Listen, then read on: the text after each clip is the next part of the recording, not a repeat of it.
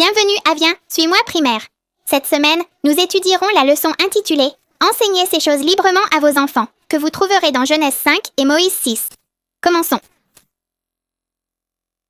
Dans la Genèse, nous lisons une phrase très spéciale à propos d'un homme nommé Enoch. Parmi de longues listes de noms et de générations apparaît une vérité simple mais puissante. Enoch marchait avec Dieu. Cette phrase nous montre qu'Enoch a choisi de vivre différemment, en cherchant Dieu et en écoutant sa voix chaque jour. Marcher avec Dieu ne signifie pas qu'Enoch était parfait ou qu'il ne se trompait jamais. Cela signifie qu'il a choisi de faire confiance à Dieu, d'obéir à ses commandements et d'essayer de faire le bien même quand les autres ne le faisaient pas. Enoch a permis à Dieu de guider ses décisions et sa façon de vivre. Enoch vivait à une époque où beaucoup de personnes ne voulaient pas écouter Dieu.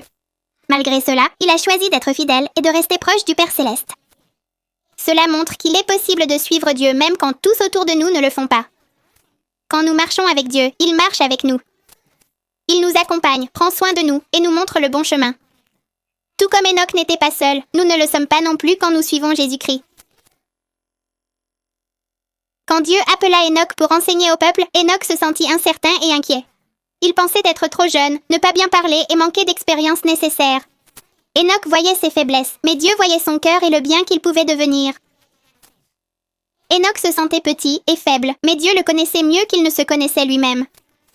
Le Père Céleste savait qu'Enoch avait un cœur humble et prêt à obéir, et c'était le plus important. Dieu lui parla avec amour et lui promit qu'il serait toujours avec lui. Il lui dit qu'il lui donnerait des paroles, de la force et du pouvoir pour accomplir sa mission. Enoch apprit qu'il n'avait pas à tout faire seul, car Dieu l'aiderait à chaque pas du chemin. Cela nous enseigne que Dieu appelle des gens ordinaires pour accomplir des choses importantes. Enoch attend que nous soyons parfaits, que nous lui fassions confiance et que nous fassions de notre mieux. Bien qu'Enoch ait eu peur, il a décidé d'obéir à Dieu. En le faisant, Dieu l'a fortifié et l'a aidé de façon merveilleuse. Ses paroles ont commencé à avoir du pouvoir et les gens ont écouté le message que Dieu voulait qu'il partage. Enoch n'a pas changé parce qu'il était fort par lui-même, mais parce qu'il avait confiance en Dieu. Chaque fois qu'il parlait, le Seigneur l'aidait à dire les mots justes au bon moment. Dans notre vie, parfois faire ce qui est juste peut sembler difficile. Il peut être dur d'obéir, d'être gentil, de pardonner ou de choisir le bien quand d'autres choisissent le mal. Parfois, faire ce qui est juste peut aussi faire peur.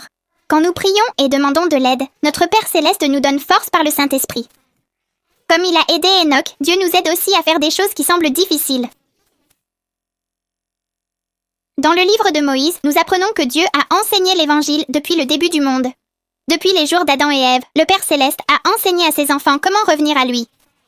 Dieu a enseigné des principes importants comme la foi en Jésus-Christ, la repentance, le baptême et le don du Saint-Esprit. Ces vérités ont été enseignées dès le début parce qu'elles font partie du plan de Dieu pour ses enfants. Adam et Ève ont appris ces enseignements et les ont partagés avec leurs enfants.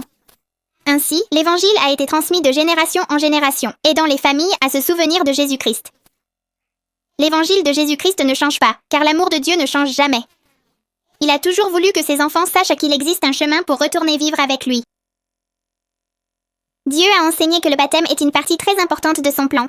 Le baptême nous aide à purifier notre cœur et à commencer une nouvelle vie en suivant Jésus-Christ. Dans les Écritures, le baptême est comparé à une nouvelle naissance. Tout comme un bébé commence une nouvelle vie à la naissance, quand nous sommes baptisés, nous débutons une nouvelle vie en tant que disciples du Christ. Après le baptême, nous recevons le don du Saint-Esprit qui nous guide, nous réconforte et nous aide à faire les bons choix. Le Saint-Esprit nous rappelle les enseignements de Jésus-Christ. Chaque fois que nous choisissons de nous repentir et de nous améliorer, nous grandissons spirituellement. Dieu nous offre de nombreuses occasions d'apprendre, de changer et de recommencer.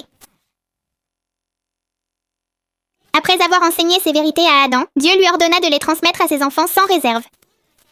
Cela signifie enseigner avec amour, patience et constance, sans garder ces vérités pour soi-même. Dieu savait que les familles seraient essentielles pour enseigner l'Évangile. Les parents ont la belle responsabilité d'apprendre à leurs enfants à prier, à aimer Jésus-Christ et à suivre ses commandements. Quand les enfants découvrent l'Évangile à la maison, ils se sentent en sécurité et aimés. Ils apprennent qu'ils peuvent faire confiance à Dieu et venir à lui à tout moment. En apprenant l'Évangile en famille, la foi grandit et se renforce. Dieu bénit les familles qui enseignent à leurs enfants à suivre Jésus-Christ. Tout comme Enoch marchait avec Dieu, nous pouvons le faire aussi. Dieu nous aime, nous connaît et nous aide. En suivant Jésus-Christ et en apprenant son Évangile, il nous guide aujourd'hui et toujours. C'est tout pour aujourd'hui. Nous sommes Daniela Trejo et Fernando Cavaletti. Et ceci est Viens, suis-moi primaire.